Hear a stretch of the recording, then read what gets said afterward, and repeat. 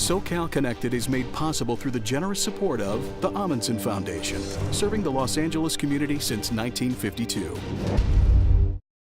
On tonight's SoCal Connected. Trees chopped down, money unspent. Building homes 30 feet from the freeway. Is LA City Hall falling down on the job when it comes to going green?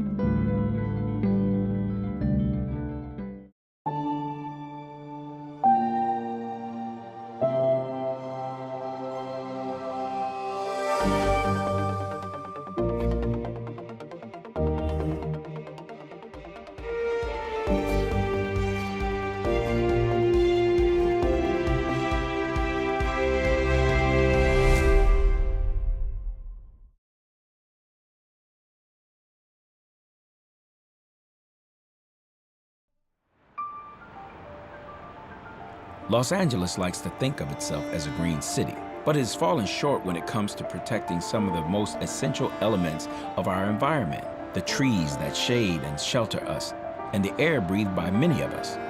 Meanwhile, millions of dollars earmarked for parks sit gathering dust, unspent.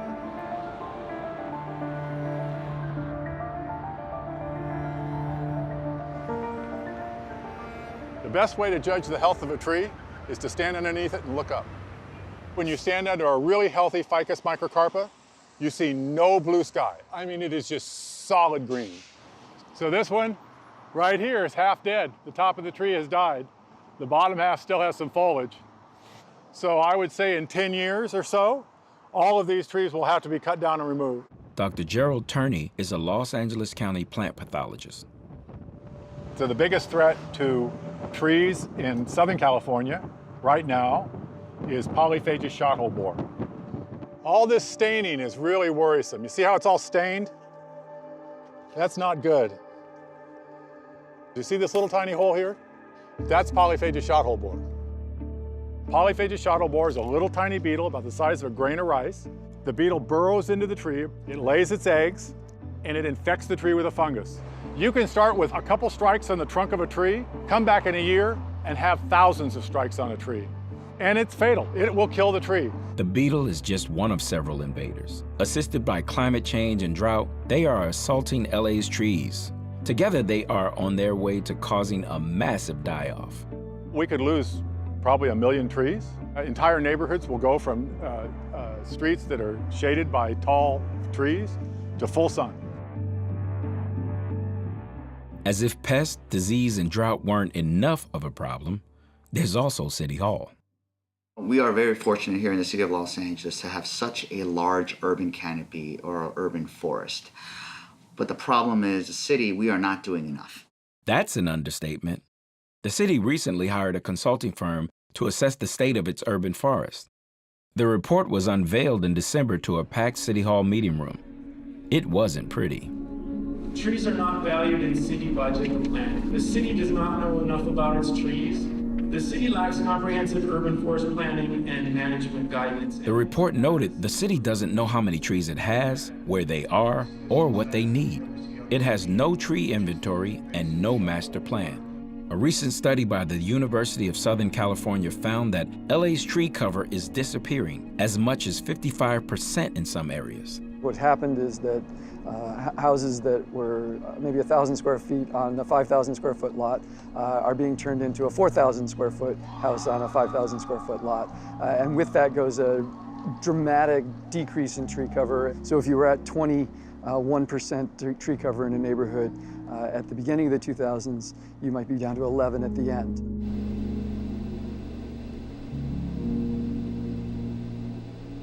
Where you see this pine tree over here, nearby, they've already taken out 2 walnut trees, 2 oak trees. These are some trees that we drive by every day wondering how much longer they're gonna be here. There's a lot of oak trees. Some of them are tagged with numbers, so it looks as though at some point an arborist has tagged them. We've got a lot of big, beautiful oak trees here, and how are you gonna put in a driveway, a garage, and a new 2-story home and preserve these trees? Jackie Serber doesn't know for sure these trees will be removed, But she's seen it plenty of times in her Sherman Oaks neighborhood. So what we're worried about is that these developments are causing a huge loss of trees throughout the native habitats in Los Angeles, and they're going uncounted and they're going unreplaced. Adding to the challenge, 90% of LA's trees are on private property, so trying to find out which ones have been illegally removed is really hard, nearly impossible. That's when some people end up calling Jamie Hall. I'm just reading what the mitigation measure. Hall calls himself the tree lawyer. He has argued countless cases trying to prevent developers and sometimes even city workers from cutting trees down. I've appeared before the Board of Public Works, which is the body in the city of Los Angeles that approves removal of street trees and also removal of trees, protected trees, on private property. So we have people who choose that occupy almost the entire lot, and then they claim that they must remove the trees that have been on that lot for maybe 100 years in order to allow for reasonable development. And we have no definition for what that means. Well, when developers build projects, sometimes, inevitably, there are trees that are removed. And so, up until now, the policy has been that those trees have got to be replaced, and in some cases, those developers have been buying trees, delivering them to the city, and then they die before they're even planted. So the City Council actually implemented a fee that can be paid instead of buying those trees, and then that money, the idea is at least, is then used to plant trees in the city. The in lieu tree fee, as it's called, was introduced last year by City Council member Bob Blumenfeld. The idea is to have more trees get planted, allowing the banking of dollars rather than the physical banking of trees that are often dying is a way to improve our urban canopy. Instead of buying a replacement tree, developers and homeowners can write a check when they remove certain trees. The in lieu fee can be as low as $267, sometimes far below what the actual value is of a mature tree. So for residential properties, even including apartment buildings of 4 units or less, we are only charging 1/10 of the actual cost. So we are essentially subsidizing 90% of the value of that tree replacement policy. That is correct. And many people are skeptical the money will even end up being used to plant trees. There's no mechanism on how to spend the money. One of my top concerns about this in lieu fee is that we don't know where the money's going. There's a lack of a tracking system that's available to the public. If they don't tell us where they're planting the replacement trees, how do we know they planted one? How do we know they spent the money? And is it enough money to really be able to make a difference, a positive difference in our urban forest? Or is it just a get-out-of-jail-free card that allows a developer to pay a fee and we continue to have a decline in the urban canopy? Some council members criticized the fee, but Paul Kerkorian was the only no vote. The city's declining tree population is resulting in battles over trees all over the city. In Highland Park, Clara Solis is working with her neighbors to stop a proposed 13-unit development. And this project, if they build it, they'll not only take out our protected trees like the oaks and the black walnut, which is right up there in the middle. Wildlife, they depend on these trees for their food. This whole area is a path through the to the Arroyo Seco, and they need this to survive. So we're just really sad. We're heartbroken. These actions on private lands have consequences that go beyond just individuals in those private properties. It's the total amount of shade in the city that contributes to the urban heat island effect, which means how hot are our temperatures getting. It's not only happening here, it's happening all over LA, and we're worried, a little bit at a time, a couple of oaks here, a couple of oaks there. It all adds up. We're losing our canopy that keeps us cool. We're losing these trees that protect us. Saving trees isn't easy. Even when developers are legally barred from cutting trees, some go ahead and do it anyway. My office does hear a lot of reports of unscrupulous developers cutting down protected trees. We soon learned even LA's tree lawyer isn't immune from the effects of the chainsaw. Well, I just saw you 6 days ago, and to my shock and surprise, the city came out to a property next to my house and cut down 9 Southern California black walnut trees. This is the biggest, most healthy, mature tree that was removed. And this is the one that I was so upset about because honestly, like I had created the little space right here and I was gonna sit in a chair and I thought, oh, I could come out here and I could have my coffee right here underneath the walnut tree.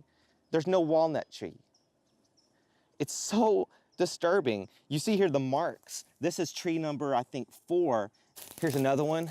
This is tree number 8. Here's tree number 2 right here. Here's another tree right here. This is tree number 9. I spend so much time and effort going to these hearings, trying to get the city to do the right thing to protect trees. And in literally a 2-hour period, all of the work that I do, that the Board of Public Works does, that the Chief Urban Forester does, can be just wiped away. And it's just depressing. And we have to do a better job. The contractor, who was doing brush clearance, claims he did nothing wrong. The trees were dead, he says, and a permit wasn't necessary to remove them. Attorney Hall disagrees. The job of enforcing LA's tree laws generally falls on the Urban Forestry Division. It's one of the city's least funded departments. After the Great Recession, there were severe cutbacks in urban forestry, and that area was really decimated. Everyone agrees one of the top priorities is to create an up-to-date inventory of the city's trees and a master plan for how to manage them. Those are things most big cities have already.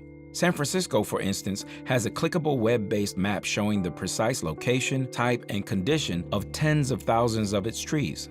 Los Angeles has nothing like it. Los Angeles, shockingly, doesn't even know what it has in terms of its urban canopy. We don't know how many California live oaks we have, or how many sycamores we have, or how many ficus trees we have. It's shocking and it's unacceptable.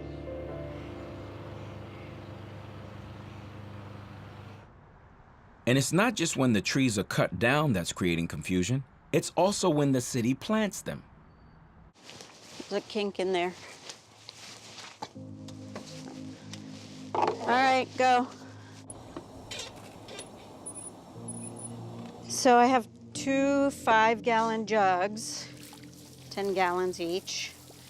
The trees theoretically should get about 15 gallons, but this is about as much as I can carry each time. Every 2 weeks, Encino resident Shelley Billick heads out to White Oak Avenue and does the job she says the city won't: water the trees they planted. Oh, look at this tree. Looks like it just broke. Oh, that's new. So you can see, there's no way I physically could do 72 trees. But, you know, I can irrigate these young trees because they're not getting anything. I just really want to make sure that they don't die. I mean, it even says City BSS UFD, but the city doesn't have a record of planting them. So they couldn't tell me when they were planted or why they were planted without irrigation. But hopefully they'll figure out a way to fix this and get irrigation to them now. Shelley will keep coming with her jugs of water to keep the young ones alive. The older ones, some 60 of them, are on their own. The in lieu tree fee is now in effect. As of January, the fund has $115,000 in it. That's for the removal of 87 trees. City officials couldn't tell SoCal Connected what kinds of trees the money will buy or where they will go. A plant plan is due any time. The new tree fund leads to another story, one that may be a head-scratcher to residents. Los Angeles has a problem most cities would love to have: how to spend billions of dollars. It's tucked away in so-called special funds, some of it there for decades, untouched. There's a special fund for just about everything you can imagine in the city of Los Angeles.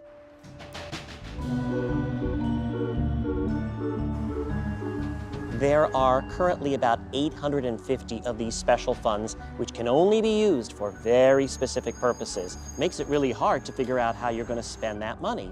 The funds are created by the city council and departments for all kinds of reasons: grants, settlements, fees. Some have just a little bit, others a lot. Well, imagine if you had to go grocery shopping and you had 30 different checking accounts, and you could only use one account for tomatoes and nothing else, and another only for skim milk and nothing else, and another to go buy meat, for example, and for nothing else.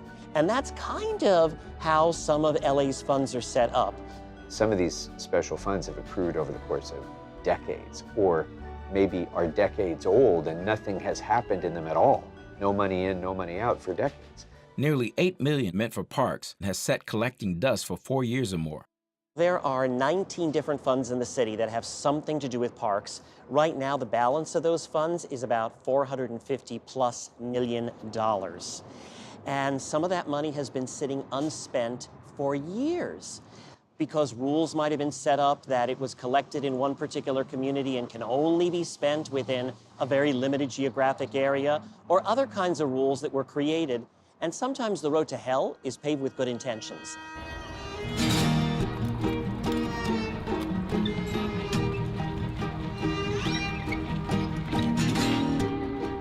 We have beautiful Griffith Park over there, and we have very famous pony rides used by thousands of children every year. We have the train ride. And behind me, we have this beautiful row of fabulous porta potties. Dodge noticed a few bathrooms closed at the park months ago. The city says it's making them ADA compliant. Dodge has been told there's funding issues with getting some repaired. We showed her some special funds Galperin's office uncovered. I'm looking at parks assessment, and it's $4,725,000. Equestrian Facilities Trust, $864,000. There's $104,000 left in the Griffith Park Trust. I don't even understand what these are. We've got $4 million in Prop K money. Why aren't they fixing all of the restrooms? And we've got the money, but it's just locked away in some of these funds, and we've got to find a way to unlock that money. Galperin has started working with the city council to untangle the rules restricting some of the funds. It's one way to make LA greener. But as you'll see, the city's environmental challenges go far beyond saving trees and spending funds.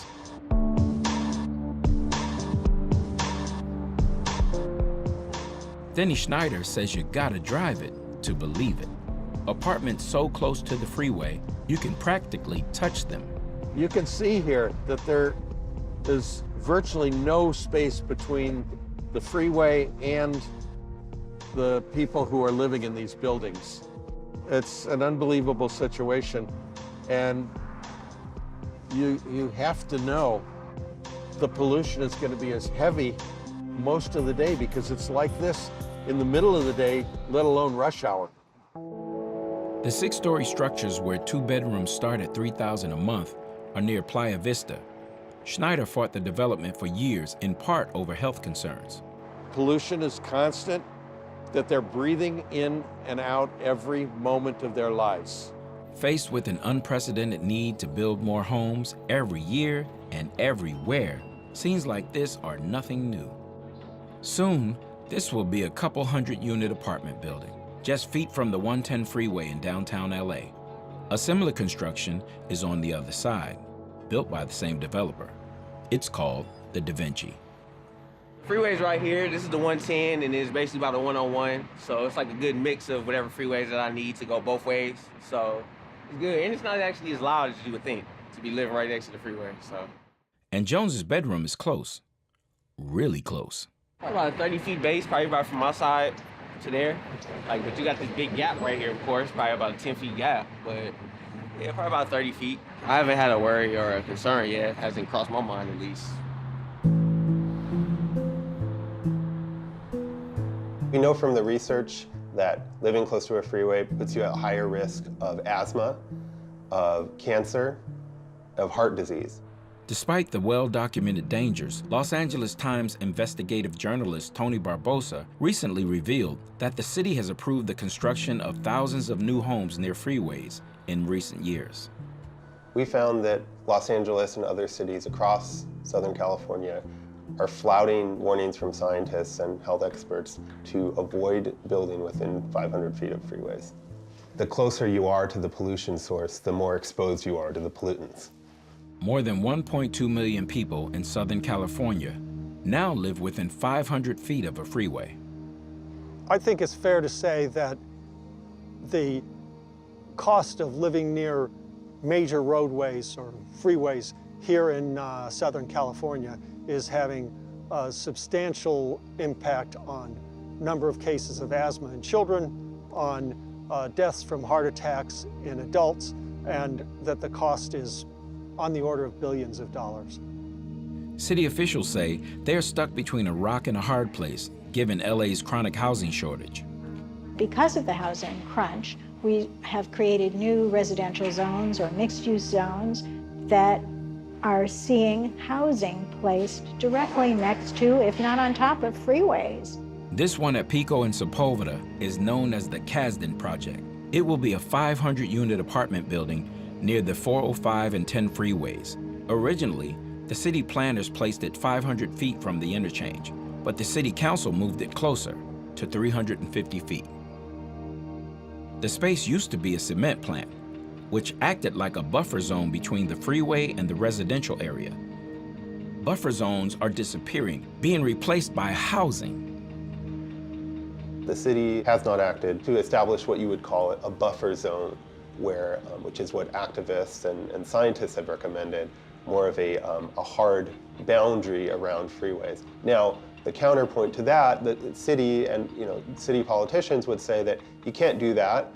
That would be like blocking off a huge area of Los Angeles to housing development. That's the last thing we need to do right now when all we need is more housing.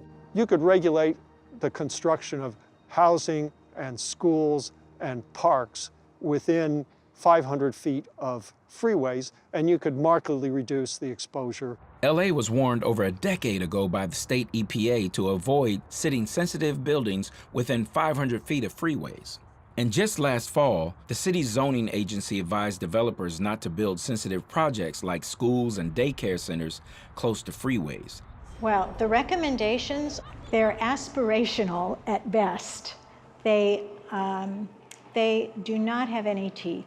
There is absolutely no way for most projects coming before the city to have to comply with them. They only address projects that are discretionary. And there's no consensus on what to do at City Hall. Last spring at a planning commission meeting, Councilmember Curran Price argued LA's rules may be too strict and stifle development. So why does it have to be 1,000? Why can't it be 500? That's what I'm saying. How do we come to the... Right, so that 1,000 feet was actually established by zoning code. I know that our city planning commission felt strongly about the 1,000 feet. I agree. I just thought it should be a smaller size. Instead of changing zoning, however, the city is promoting measures like better air filters in new buildings. I'm skeptical about filters. Not everybody uses them. They will work if the windows and the patio doors are all sealed shut. But when they're opened, they won't work. And more frightening to me is the fact that there is no measure that ensures that those filters are regularly changed. At that same planning meeting last year, it was revealed no one is inspecting the filters. Do we routinely inspect filtration systems now, either HCIT or building and safety? We don't have an inspection program. Last month, Governor Gavin Newsom threatened to withhold state funding from cities that don't meet their housing goals.